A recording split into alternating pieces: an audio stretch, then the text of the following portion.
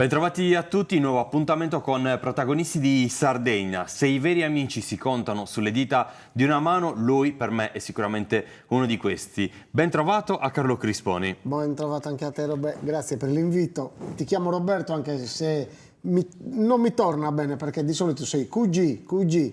E allora partiamo da qui, perché in tanti ci sentono chiamarci davvero con l'appellativo di cugini e si chiedono: ma siete davvero cugini? No, siamo dei cugini acquisiti dall'amicizia. Dall'amicizia che è nata siamo diventati cugini. Un bel legame maturato nel corso del tempo e noi ci chiamiamo così, QG, è un modo amichevole soprattutto per rafforzare davvero un rapporto che da anni viaggia attraverso le piazze di Sardegna, ma soprattutto attraverso un'amicizia del tutto particolare. Partiamo dalle piazze della nostra Sardegna, facciamo partire la nostra clessidra. Carlo Crisponi, che parte da Lodine, visita tutti i paesi della Sardegna, sale sul palco, quella voce che prende in prestito le poesie più belle, poesie che diventano emozione, ma anche un ballo che si trasforma in un vero e proprio vortice. Sì, la cosa bella è che da questa passione è nato un lavoro, è andare ogni sera, perché praticamente d'estate, ma anche adesso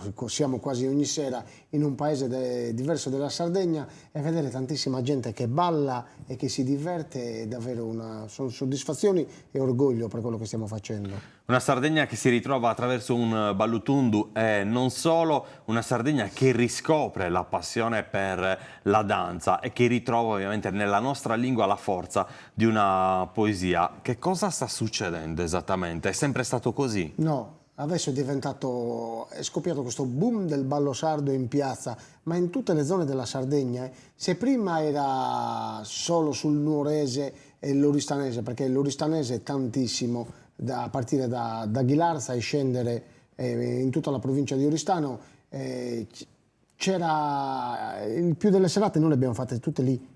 Adesso invece si sta riscoprendo in tutte le parti della Sardegna, dal Sulcis alla Gallura. Guarda, andare in Gallura o in provincia di Sassari per fare una serata di balli sardi per la piazza era quasi impossibile, o se si faceva non ballava quasi nessuno. E tu da quanto tempo stai cantando? Io ho iniziato a cantare questa cosa dei balli sardi dal 2007-2008 e ti dico che abbiamo fatto serate con persone che ci ascoltavano e basta, e pochissime che ballavano, se non quelli dei gruppi folk.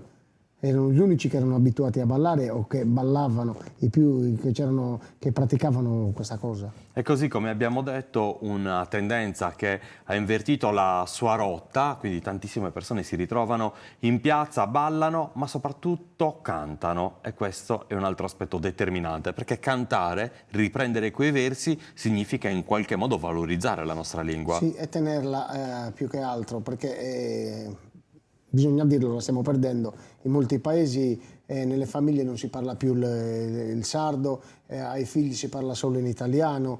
Lì stiamo facendo un danno che con il passare del tempo ci accorgeremo.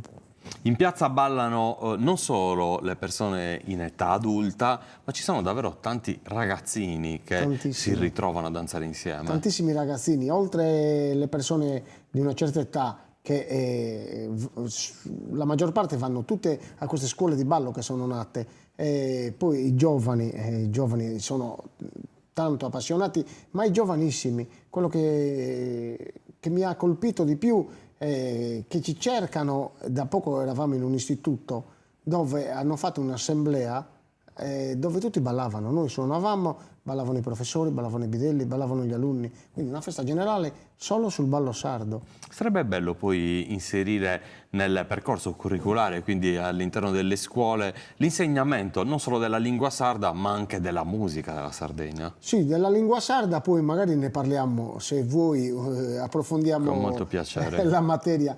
Ma sulle danze io un corso all'interno delle scuole l'avrei fatto, proprio per non far perdere davvero questo tesoro che noi abbiamo. E allora partiamo da lì con Carlo Crisponi, partiamo proprio da Lodine, parliamo della nostra isola di Sardegna, parliamo di valorizzazione non solo della lingua, non solo della cultura, ma anche dei paesi appunto di quest'isola che molto spesso descriviamo come angolo di paradiso e che molto spesso invece ci troviamo a raccontare per il dramma dello spopolamento. Lodine per esempio quanti abitanti ha? A Lodine siamo neanche a 300 adesso che ci abitiamo. Ma per Lodine, per esempio, può esistere un futuro? Che cosa bisogna fare per dare ancora più valore a questo paese? Crederci e viverlo. Perché Lodine, se vogliamo, c'è tanto. A Lodine noi riusciamo a creare dei posti di lavoro e se vogliamo possiamo stare tranquilli e vivere tranquilli. Senza andare via. Non ci devono credere solo gli abitanti di questa comunità, in generale stiamo parlando di Lodine come riferimento, ma vogliamo allargare il discorso poi a tutti i paesi della Sardegna, ma ci devono credere soprattutto le istituzioni, perché Lodine per esempio in questo caso è davvero un paese gradevole e piacevole da visitare, basta entrare nella via principale per scoprire davvero una comunità unita, per scoprire una comunità che produce bellezza, perché dovete sapere che a Lodine anche le serrande delle abitazioni private sono non adibite a festa, però raccontano passaggi di storia. Le hanno fatte rivivere, vivono, anche le serrande vivono perché in ogni serranda c'è disegnato un personaggio, o sia sardo o non sardo, ma un personaggio famoso, quindi tutti noi che abbiamo una serranda a casa abbiamo un murales, un serrandales come viene chiamato. E quindi non solo colori che abbelliscono spazi di questa comunità, ma anche storie che si raccontano attraverso le immagini. Parlavamo di Lodine come centro nel cuore della Barbagia, come paese da valorizzare, ma a me piace tornare in questo caso a riavvolgere il filo della memoria. Quando presento Carlo ci ritroviamo nei contesti dello spettacolo, mi piace sempre raccontare di questo bambino che con gli occhi sgranati di passione e tanto amore osservava il padre Carmine cantare, queste poesie che lui ha impresso nel cuore, queste poesie che oggi gli danno la possibilità davvero di varcare il palcoscenico, di calcarlo e soprattutto di animare le piazze più belle della nostra isola. Che emozioni ti porti dentro legata appunto a tuo babbo? È una grandissima emozione perché portare in giro per la Sardegna e non solo per la Sardegna quello che lui amava fare, perché davvero io da piccolo ho vissuto pane e balli sardi, canto a tenore, ogni occasione a casa si cantava, a casa o in giro per il paese. Mi ricordo le feste in giro di casa in casa con mio padre, io piccolino, la notte tardi che tutti cantavano. Quello io ce l'ho nelle vene, che mi scorre nelle vene. Devo ringraziarlo per quello che mi ha lasciato, oltre a mio padre e mia madre, perché anche mia madre cantava. Passaggi di poesia che Carlo ovviamente ha impressi nel cuore e che ritrova anche sul palco. Sì, io canto le poesie di mio padre, le poesie di mio nonno, qualche verso anche che mi ha dato mia madre. Quindi per me è orgoglio portare quello che mi è stato lasciato e insegnato da quando ero piccolo e portarlo e tramandarlo anche in questo caso ai più giovani che poi lo riportano anche loro. Quindi quello per me è orgoglio e felicità. Una famiglia che ha prodotto nel corso del tempo tanta cultura, mi piace ricordare zia Maria, i tuoi fratelli che vanno a comporre poesie, non perché devono salire su un palco, ma perché lo fanno davvero per piacere personale. È bello, perché il traguardo non è il palco, noi siamo fortunati che lo facciamo come professione praticamente, però il bello è sentire la tradizione, viverla in ogni angolo e in ogni momento della vita che abbiamo in Sardegna. Zia Maria lo stesso, ogni occasione che ci capita ancora adesso, ti posso dire per Cortes Apertas, quando magari facciamo l'itinerante in tutte le Cortes, ogni volta che passiamo dove c'è Zia Maria, lei canta. Quindi anche lei ce l'ha nel sangue, capito? Permettimi di salutare zia Maria, persona a cui sono legato davvero tanto anche io, persona che ci ha dato la possibilità di ritrovarci insieme con tutta la comunità per la presentazione del suo libro. Davvero un qualcosa di magico nel cuore dell'estate che ha riunito tutto il paese. Sì, lì è stata davvero una bella una bella cosa perché oltre 200 persone, oltre 200 persone sono venute per questa presentazione del libro delle poesie di mio nonno, del padre di zia Maria e di mia madre, dove davvero zia Maria ci ha creduto in questa cosa. Era una cosa sicuramente che si era promessa a lei o che avevano promesso a nostro nonno. E quindi creare un'attenzione particolare per guardare al futuro, per dare sempre più forza a ciò che abbiamo ereditato. Tommaso è uno dei tuoi fratelli, con lui ti sei ritrovato comunque a cantare insieme? Sì, con Tommaso cantavo nel tenore, dove lui faceva la voce e io il basso, ma per me Tommaso è anche, cioè io lo sento ogni tanto, mi dà dei consigli, mi suggerisce se ci sono, quando scrivo delle poesie, delle correzioni, io ce l'ho come un punto di riferimento. Tommaso, tra l'altro, persona di riferimento anche per me, perché da poco parlavamo di poesia in Sardegna e lui conosce davvero le dinamiche, ne assapora i versi e quei versi riesce a raccontarteli attraverso l'espressione che riguarda i suoi protagonisti. C'è anche Michele, che conosco bene, ogni tanto si diletta con qualche poesia che non pubblica, però che tiene ma nascosta. cantavamo tutti, sia io, Tommaso, Michele e Davide, magari Michele e Davide di meno, perché tra lavoro e un po' allontanandosi dall'Udine, un po' hanno perso magari il canto o qualche festa non potevano partecipare, ma con Tommaso abbiamo vissuto anni che tra carnevale e altre manifestazioni cantavamo in continuazione. Parliamo quindi di valorizzazione della lingua sarda. Il piccolo Carmine è il figlio di Carlo, con lui hai sempre parlato in sardo? Io solo ed esclusivamente in sardo, io non gli ho mai rivolto una parola in italiano a Carmine. Solo che per anni mi ha risposto sempre in italiano. E poi cosa è successo? È successo che una sera eravamo a cena con Carlo Buidu, che è il padrino, Carlo che da 20 anni collaboriamo artisticamente. Non so cosa gli abbia detto, cosa sia successo, è tornato, gli ho detto qualcosa a Carmine e mi ha risposto in sardo. Ho pensato l'avessero resettato, ho controllato se fosse lui, ma mi ha detto Carlo che avevano parlato tra di loro e che avevano risolto tutto. Dal giorno Carmine mi parla solo ed esclusivamente in sardo. Una bella parlata per il sardo lodinese. Io mi ricordo ancora la tua telefonata, il tuo stupore, dove mi dicevi: ma lo sai che Carmine mi risponde, mi parla ormai in sardo? Sono davvero rimasto scioccato, è stato per me un regalo grandissimo, un regalo che ci è voluto 11 anni, però dopo 11 anni è successo. E ne sono felicissimo per questa cosa. Hai sottolineato un aspetto che secondo me è molto importante, hai parlato di lodinese. Sì. Cosa intendi dire con questo? Che ognuno ha nel suo paese, perché è risaputo che in Sardegna l'identità di un paese era la lingua e il costume. È quello che non dobbiamo perdere, la lingua, perché se perdiamo la lingua stiamo andando a perdere l'identità di un paese. E Carmine conosce tutte le sfumature del lodinese? Quasi tutte, sì, qualche parola ancora un po', ma purtroppo qualche parola la stiamo perdendo anche noi più grandi, perché con l'andare del tempo le stiamo un po' italianizzando le parole. Tu pensa che, per come la penso io, chi davvero ha tenuto la lingua sarda del proprio paese intatta, senza trasformazioni, sono gli emigrati, perché loro sono partiti e hanno tenuto quel modo di parlare e quando tornano, chi torna parla, ci sono certe parole che magari noi non usiamo più.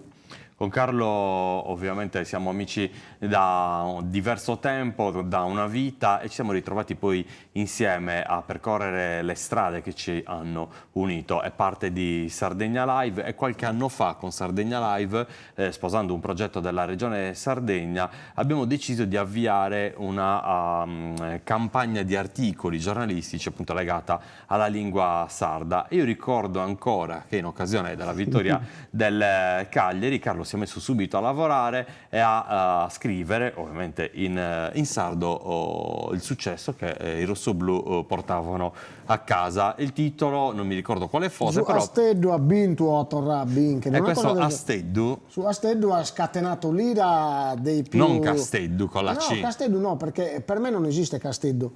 Casteddu lo posso scrivere se scrivo una poesia, che per la poesia in tutta la Sardegna la lingua madre è il logudorese, ma dal momento che io sto facendo un articolo e mi sto rivolgendo, perché è come che io stia parlando con una persona, io mi rivolgo col sardo che parlo io, quindi non posso trasformare il mio dialetto. E quindi avevo scritto Asteddu perché da noi non esiste la C, col colpo di glottide che noi abbiamo diventa una H, è una C aspirata. E non vi dico quanti commenti ha generato questo Asteddu. Una guerra. Una guerra, davvero è stata una guerra, ci si impegna tanto, ovviamente lo fanno gli uffici, le persone che ci credono nel sposare, portare avanti questa lingua sarda comune, però come dici tu sempre...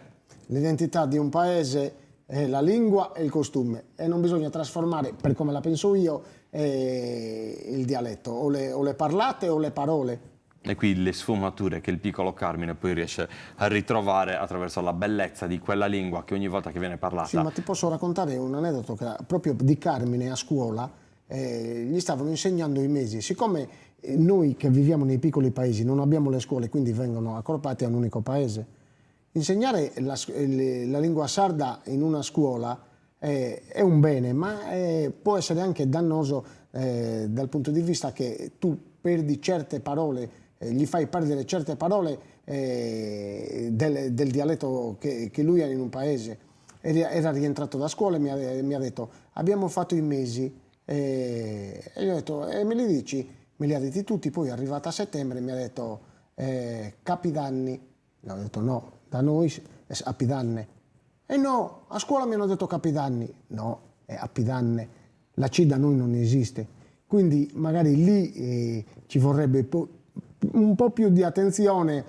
Non dico che un professore deve insegnare 1000 dialetti di 1000 paesi, ma deve essere un lavoro fatto dalle amministrazioni comunali dove un esperto, un anziano che ancora tiene il sardo perfetto come si parlava prima, che potesse fare di queste lezioni ai nostri bambini, non solo ai bambini, anche alle persone più adulte che magari nelle famiglie non si parla il sardo. Ma secondo te si sta facendo il possibile per salvaguardare la nostra lingua?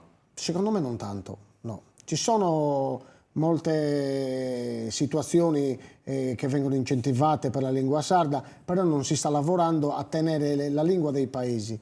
E secondo me Carlo invece è uno che si sta impegnando tanto perché nel corso del tempo ha maturato una moda, il cantare alla Carlo Crisponi, così come dicono i ragazzini, e soprattutto ritrovare tanti giovani che si prendono a manutenta poi per ballare, riprendere i versi della poesia, quindi cantarla mentre ballano, è un'emozione del tutto particolare, perché quando ci si ritrova davanti a un qualcosa del genere, vedere davvero ragazzini che, stiamo parlando di ragazzini adolescenti, quindi 14 anni, 13 anni, che cantano spensierati, che sorridono, pieni di gioia, che fanno festa, penso che quello sia il risultato più bello. Quello è una vittoria per quello che abbiamo portato avanti dal 2007-2008, quando ancora, come ti ho detto prima, non si ballava, nelle piazze non si ballava, c'era la Macarena, c'era il liscio, c'era il limbo, capito? Il ballo sardo era un'eccezione, si ballavano i 2 o 3 balli che poteva avere un paese.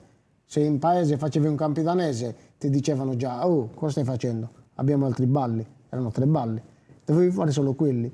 Però adesso che fai tutti i balli, mentre tu canti, guardi i bambini, e non solo i bambini, che ti seguono e cantano perché le conoscono tutte, quello è orgoglio, quello è aver fatto qualcosa di buono.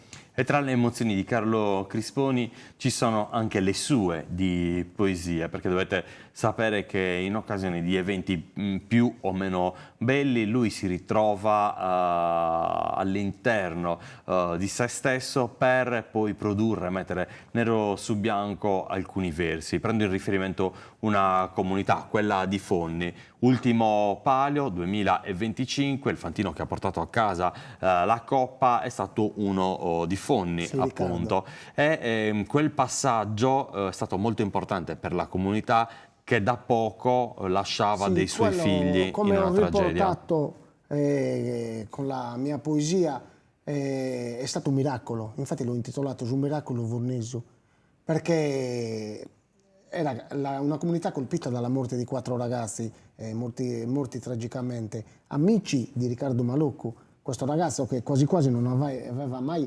neanche fatto una corsa piena, un palio, è andato a vincere con Fantini che fanno il palio di Siena. Lì, per come l'ho sentita io, è stato un miracolo dal punto di vista che i suoi amici l'abbiano spinto e portato al traguardo per primo.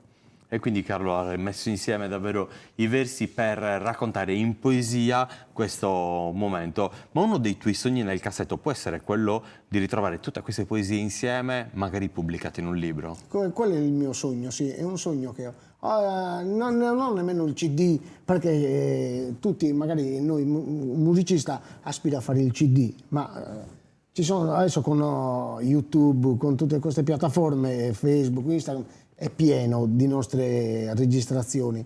Quindi lasciare un libro con gli scritti fatti da me sarebbe un sogno, sì. E magari sentire poi quelle poesie cantate non Cantate solo da te, ma altri, anche da altri. no, da altri, non da me. Sarebbe bello sentirle cantate da altri. Ballade Boys, una formazione che viaggia ormai davvero da tantissimi anni nelle piazze di Sardegna, un sodalizio che continua a crescere e che continua a produrre Sì, musica. ormai da più di 15 anni siamo 5 amici, non siamo dei colleghi o dei musicisti, siamo oltre musicisti e colleghi, siamo amici, perché non ci riuniamo solo, non ci vediamo sul palco per fare la serata, ci vediamo una sera, ci chiamiamo, usciamo a mangiare, andiamo a fare tutt'altro, anche altre cose assieme, quindi viviamo una vita da amici. E poi varcate il mare e andate a raccontare la Sardegna a chi sardo non è, ma che si ritrova in quel vortice di ballo di cui parlavamo prima. Sì, quella è un'emozione che è grandissima, andare fuori dove non sei nella tua terra, perché un sardo è legato sempre alla sua terra, e portare la tradizione oltre mare e vedere, ci sono state situazioni dove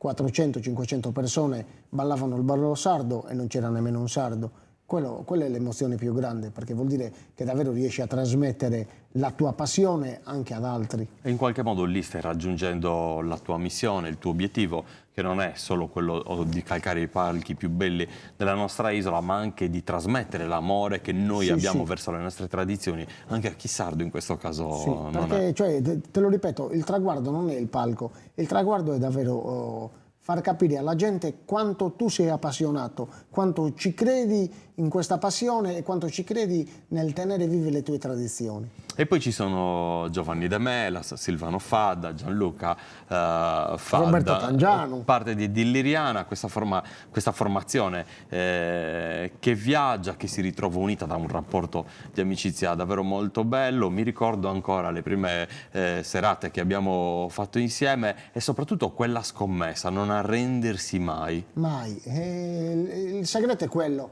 non arrendersi, portare sempre a casa l'obiettivo, ma su qualsiasi cosa. Noi in questo caso stiamo lavorando sulle culture, sulle tradizioni sarde e dobbiamo riuscire a tramandarle e a non farle morire. Quello è il nostro traguardo. E i social quanto sono importanti ora? Tantissimo. Io non ho un social, per dirti. Dovete sapere che lui Io non ho zero social. L'unica cosa che fa è mettere magari qualche stato su WhatsApp. Qualche stato su WhatsApp. E adesso ho anche imparato su YouTube, tramite il mio canale, a fare dei video brevi e pubblicarli. E allora collegatevi anche al canale YouTube di quello Carlo è il mio Crisconi. social, perché già abbiamo una vita social. Noi, più social di noi, penso che non ci siano altri che abbiano una vita tra la gente. La nostra è social e sociale perché ci mettiamo la faccia sempre. Sì, ovunque andiamo ci mettiamo la faccia. Ti dicevo, i social sono diventati tantissimo importanti perché qualsiasi cosa adesso si fa va pubblicato su un social. E forse è quello lo strumento che permette anche ai ragazzini di imparare le tue canzoni e di cantarle poi in piazza. Abbiamo parlato di poesia, abbiamo parlato di lingua sarda. Se prendiamo insieme questi due aspetti molto importanti per la nostra Sardegna e li mettiamo insieme, ritroviamo anche un processo e un percorso di divulgazione, di insegnamento che ha visto Carlo Crisconi protagonista nelle scuole. In scuola civica a Nuoro e poi avevo fatto dei corsi qua a Sestu e a Burgos. E che cosa è successo? È successo che... Cioè cosa insegnavi? A cantare? Insegnavo a cantare i balli sardi, insegnavo come come lo canto io, ma la prima cosa che gli dicevo a chi mi è stato allievo è: io ti posso far vedere un'infarinatura, però poi lì devi essere bravo, ma anche ascoltando i vecchi del tuo paese, come magari nel tuo paese si cantava, non riportare magari la cantata di Carlo Crisponi. E io ti aiuto, sì, ti do delle dritte, ti do dei consigli. Poi però gli diceva ai ragazzi: lavorateci anche voi, cercate le registrazioni, cercate poesie del vostro paese, non fate morire le tradizioni del vostro paese. Lo studio e la ricerca sono ovviamente alla base di tutto, è nato uno stile, una moda alla Carlo Crisponi, come dicevamo prima. Questo Ti posso dire, se me lo concedi, il ballo di Tetti. Il ballo di Tetti non si cantava. Mi sono ascoltato Zaré Pentina, che ci torna perfettamente col passo di su Ballai Ferrere. L'ho cantato, l'avevo proposto a Tetti, col gruppo folk, l'avevamo fatto per la prima volta al Redentore, ma gli avevo detto anche: cercate delle registrazioni, perché questo se prende piede, perché è un bel ballo, è un ballo orecchiabile, è bello da ballare, è un ballo particolare. Questo diventa il ballo di Tetti. E così è stato. E tutti lo richiedono adesso? Ovunque, in ogni piazza, il ballo di Tetti, su Ballai Ferrere.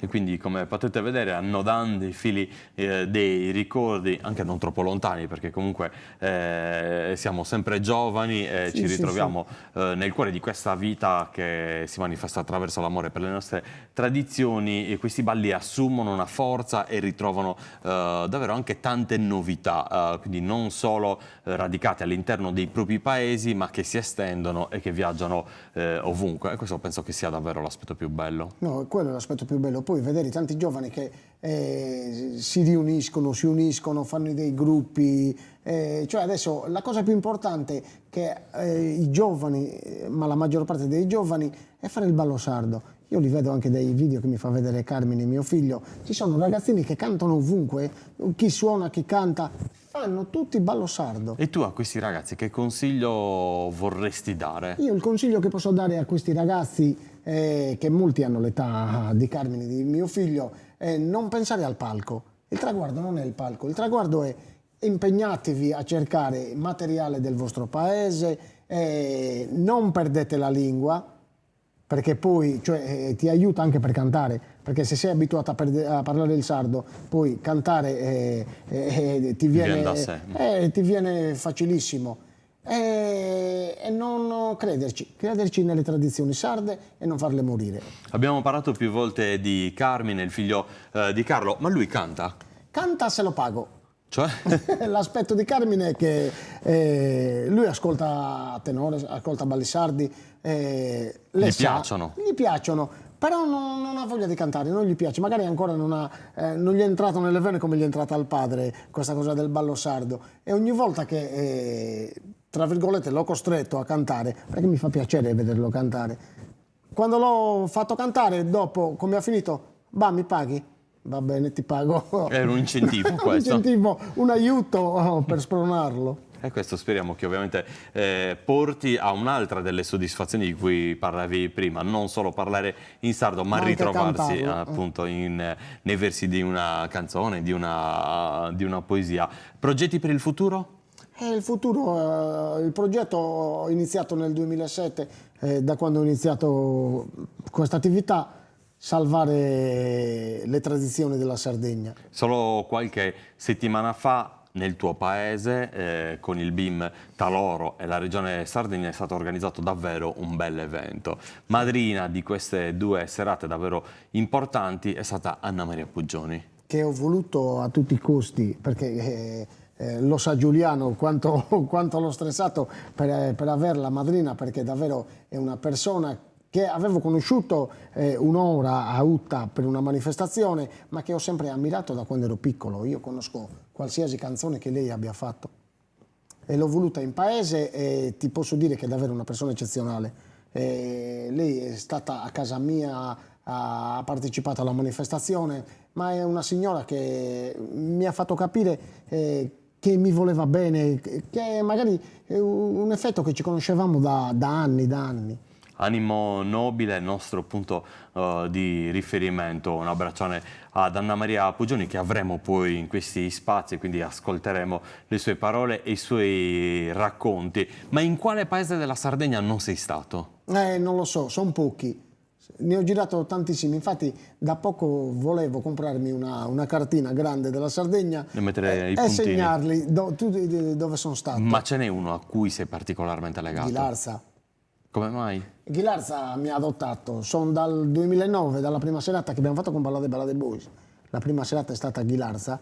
Da lì noi siamo stati adottati dal paese di Ghilarza. Tu figurati che nel comitato di San Michele ero iscritto al comitato, vado ogni anno per la festa. L'anno scorso sono stato in baracca a fare il turno in baracca come uno qualsiasi del comitato. Quindi non c'è solo il lato artistico che ti chiamano per cantare. Ti chiamano perché davvero sei amico. Sei parte di una Sei comunità. diventato amico di questa persona. Il nostro tempo è finito. Solo una cosa ti voglio chiedere. Ricordaci cosa è successo a Ghilarza subito dopo i balli. Avete finito nel cuore della notte di suonare e di cantare, ma avevate voglia di andare avanti e vi siete ritrovati anche nel contesto religioso della festa. È una questione di una serata spostata che dovevamo fare la domenica, ce l'hanno spostata a lunedì. La domenica eravamo liberi, quindi siamo rimasti un po' di più a bere, la serata era di sabato, l'abbiamo finita alle 10 del mattino, perché oltre ad aver girato tutti i muristenes del santuario di San Michele